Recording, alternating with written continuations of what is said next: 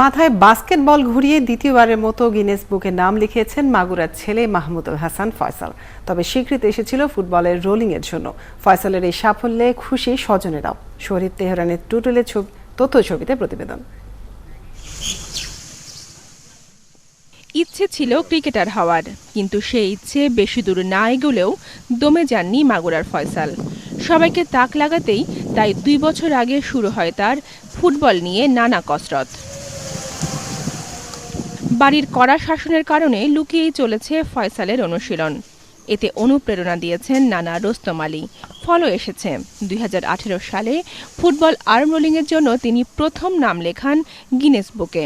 4 মাসের ব্যবধানে এবার নাম লিখিয়েছেন 1 মিনিটে 144 বার বাস্কেটবল ঘুরিয়ে।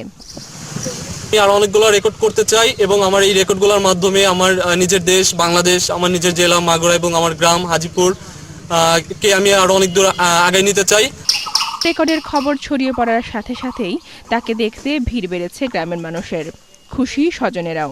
খুবই ভালো লাগতেছে, মানে আমার ভাই যে এরকম একটা করতে পারবে আমি তো ভাবতেও পারিনি। ফয়সাল এরকম যে বিশ্ব রেকর্ড করছে, এর জন্য আমরা খুব গর্বিত। ফয়সালের কারণে আজ আমাদের গ্রাম টোটাল পৃথিবীর বুকে মাথা উঁচু করে দাঁড়িয়েছে।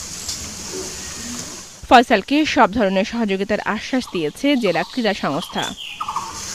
আমরা চাই যে তার দেখা দেখে আরো নতুন কিছু ছেলেপেলে এগিয়ে আসুক এবং আমরা তাকে যেভাবে সাহায্য করেছিলাম আমরা তাদেরকেও সেভাবে সাহায্য সহযোগিতা আমরা করব।